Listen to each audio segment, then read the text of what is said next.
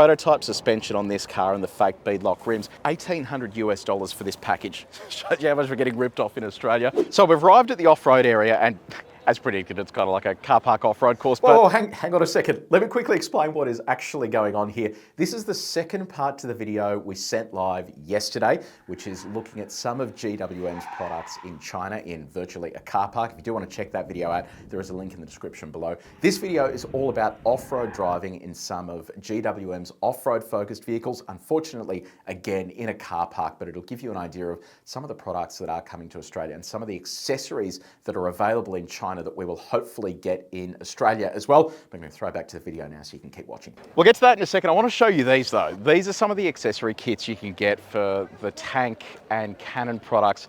They are seriously cool. So this is a Tank 300, and I'll run you through each of these cars and the cost. The cost genuinely has blown me away. So this kit here basically comes with rated recovery points at the front, this sort of metal front bar. You've got a different grille there as well with that Tank lettering.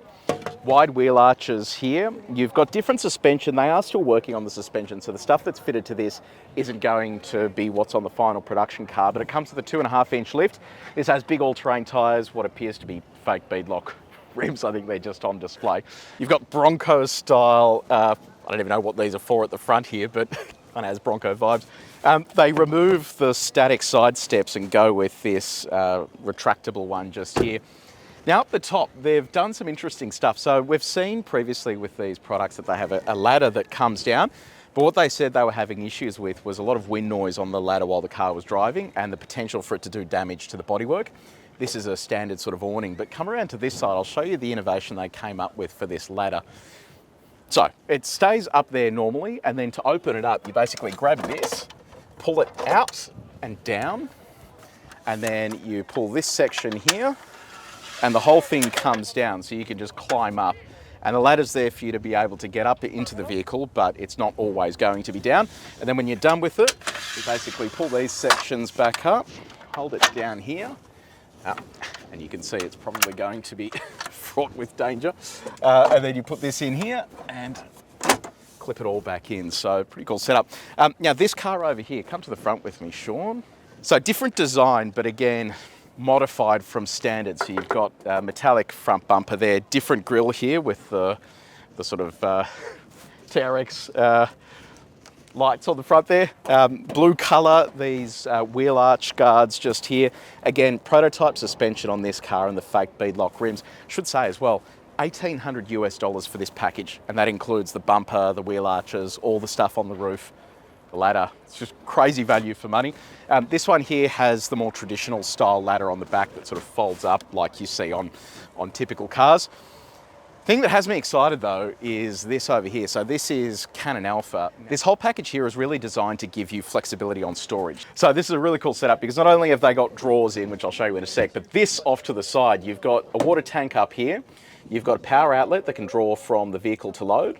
And then in addition to that, you've got a pump that will basically pull the water out of that tank. You've got switches up here to operate the vehicle to load and also the light in there. You have a separate tank as well, which means you could have beer in one and water or soup as they've suggested in the other one. So it's quite a versatile setup. In terms of the drawers themselves, look at this. And then if you've got stuff that's further down there, you just store it up the back there and that comes in and out. So yeah, incredible value for money. So we go from one Canon to another Canon. Look at this, it's been jacked up. It's got recovery points up the front here, another sort of metal bar. You've got driving lights, this enormous power bulge there, antenna, wheel arch guards, enormous all-terrains, these chunky side steps. But all the action is out the back here. There's an axe here if you've got an axe to grind. Look at the back. So my Humvee has one of these. It's a pioneering kit. It's like a shovel and other stuff that you can store. Another bar at the back there, but this is kind of where the fun happens. So not only have you got your drawers in there for your regular storage, over on the side here you've got a shower as well, which I'll show you in a sec, but this is a safe. This is where you can keep your prized possessions. So we'll put the code in for that. Okay, and then basically you can pop all your stuff in there and not have to worry about the lock or unlock mechanism of the car. This can be operated independently of that. And then around the side here is where you got your shower, your camp shower that just folds out. But if you do need some more actual camping, you've got this thing over here with the Canon Alpha as well, with a tent that they're running V2L off for the camp kitchen over here. And then you've got stairs that go up to the pod at the top where you can do your sleeping. So again, just a really cool setup with a stack of accessories. Unfortunately, a lot of these accessories aren't even available in Australia, and it just confuses me why they're all available here, but nothing is available in Australia. So hopefully stuff like this comes to Oz, because people spend thousands of dollars on things like drawers and camp tents to put in their dual cab utes. Genuinely crazy stuff. All right, so seen all of this, we're going to go to the off-road course now and do a little bit of off-road driving over in the car park. Okay, so I'm excited for this. We're inside the Tank 700. This one's under proper consideration for Australia. The car that we're in now, though, is kind of end of life, so it's about to be refreshed. GWM announced a twin-turbo V8 at the motor show the other day, and it's understood that that will be going in this car.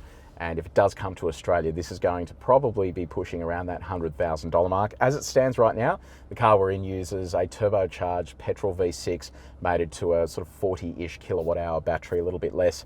And that's almost 400 kilowatts of power and like 800 plus Newton meters of torque. So this thing's got some proper mumbo. This off-road course here, the first set we're going to do is like a little offset mogul, and then there's a climb with some stairs as well. So nothing overly serious, but I think we're going to be switching into four-wheel drive low range with center diff lock to see how it performs over this stuff.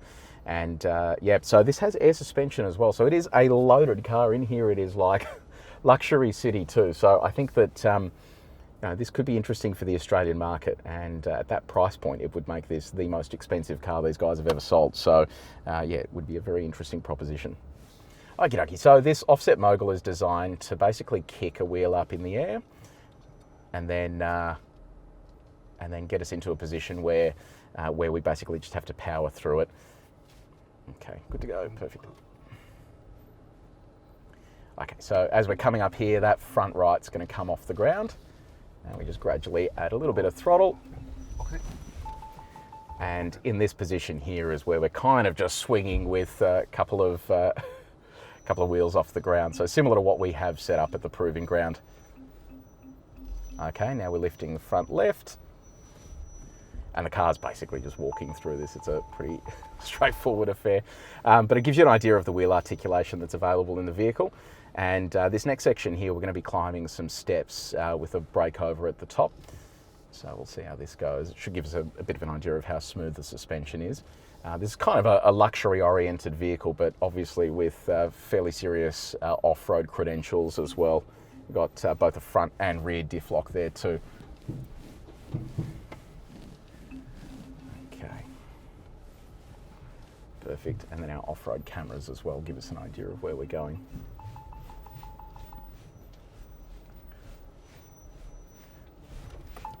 Look at that. Very straightforward and very comfortable as well, may I add. Excellent. All right, well, that is your first look at the Tank 700.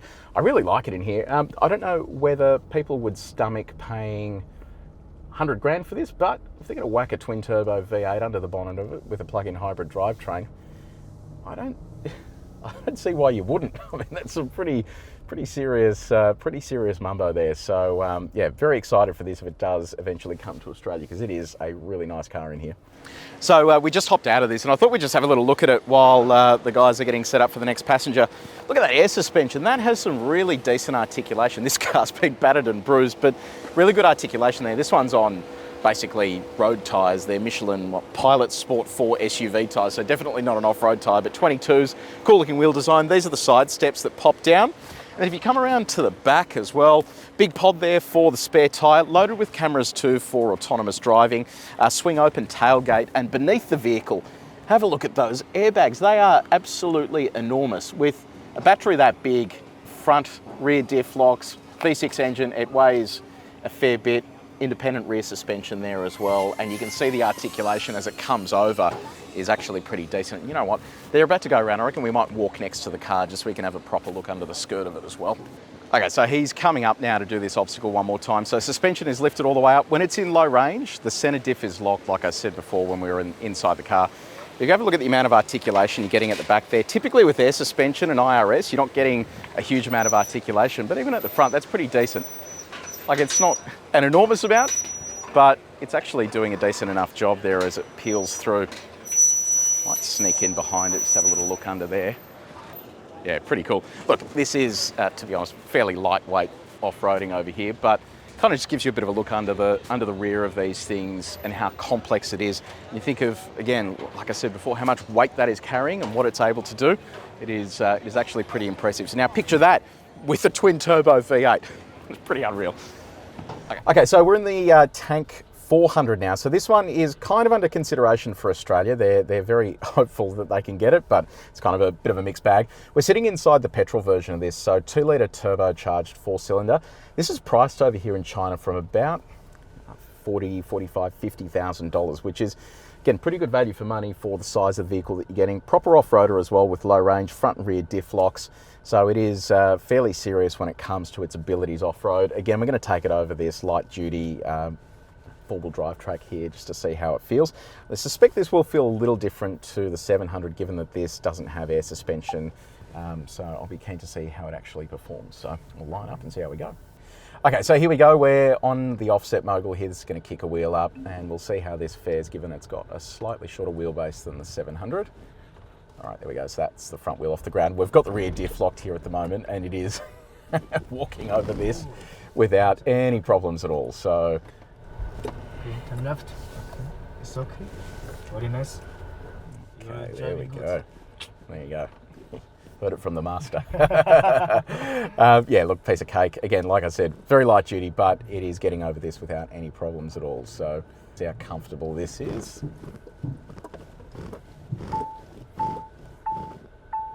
Go. Okay. Okay. Very good. Nice. Okay. Slow it down. Okay. Okay. So again, with this one, it actually feels quite nice and comfortable in here. But like we noticed on the sort of slalom course we were doing, it is very soft in terms of the suspension. So yeah, look, I think the body roll means that yes, it has soft suspension for this type of thing, but that is something that they're fixing for Australia with the local ride and handling tune. So for the moment, feels pretty good. Okay. So I thought we'd have a little walk around here of the car. So looks pretty tough. They've got these sort of edgy bits here.